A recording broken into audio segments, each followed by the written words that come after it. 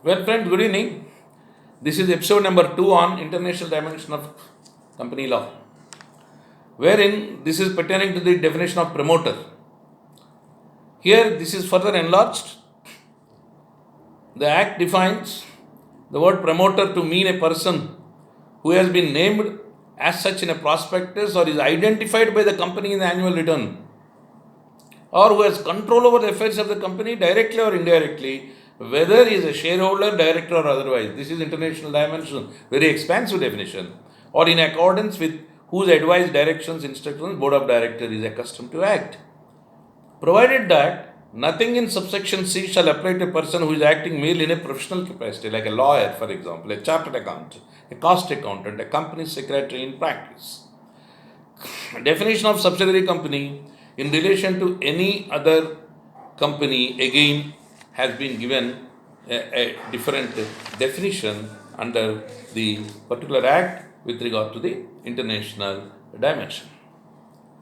Then, friends, there are other issues here which I would like to bring to your notice, like concept of one person company OPC, which was introduced under section 2, subsection 62 as defined, and concept of small companies under subsection section 285. I am giving the section number so that you can read yourself and then expand it further. Then the provision for conversion of companies already registered, section 18.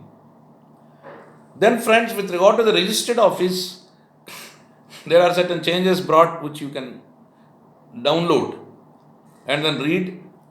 Now, a question comes with regard to the prospectus and allotment of security. This is most important. This chapter on prospectus is divided into two parts. Part 1 relates to public offer, part 2 relates to private placement. Public offer, private placement. Public offer includes initial public offer or further public offer of securities to the public by a company, or an offer for sale of securities to the public by an existing shareholder through issue of a prospectus.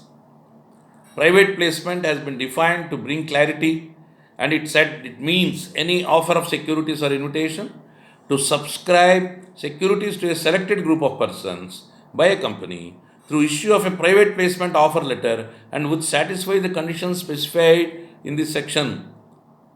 All these things will come under the category of prospectus. And then detailed disclosure are provided in the Act itself, and it includes disclosures about sources of promoters' contribution also. Transparency, this is called.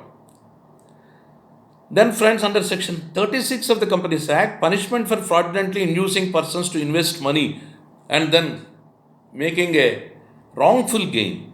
This particular aspect has been covered.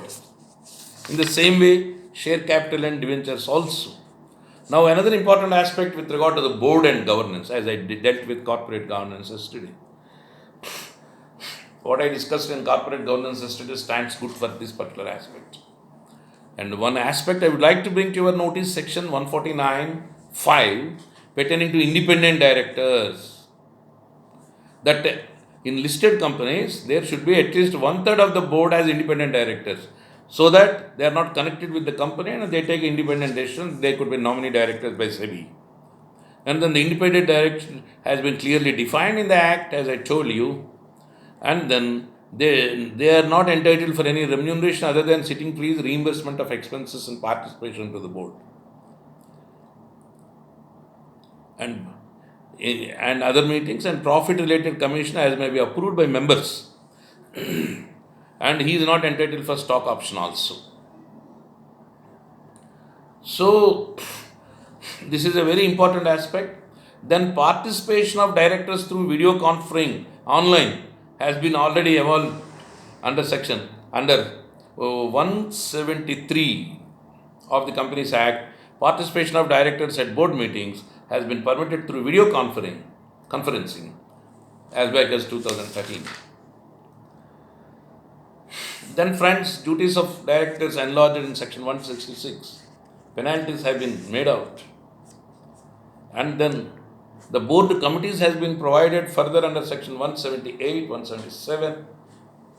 And then managerial remuneration has been further streamlined under section 197.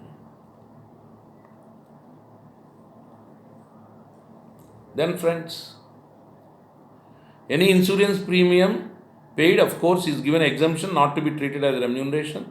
Then under section 92, annual returns have been provided with regard to elaborately making transparently the disclosures about the company. Then the board report under section 134, I am giving sections so that you can read and then take care of. Then the most important aspect is the corporate social responsibility under section 135, which is called CSR. Already CSR in fact has become something like a virus, and then many companies in fact are complying also.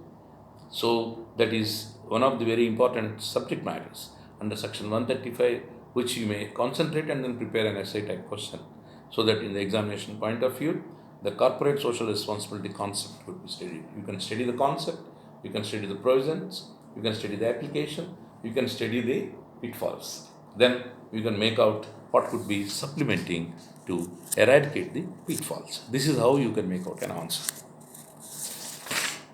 Then friends, there are other provisions which I will take in episode 3 and then conclude this particular discussion. Thank you.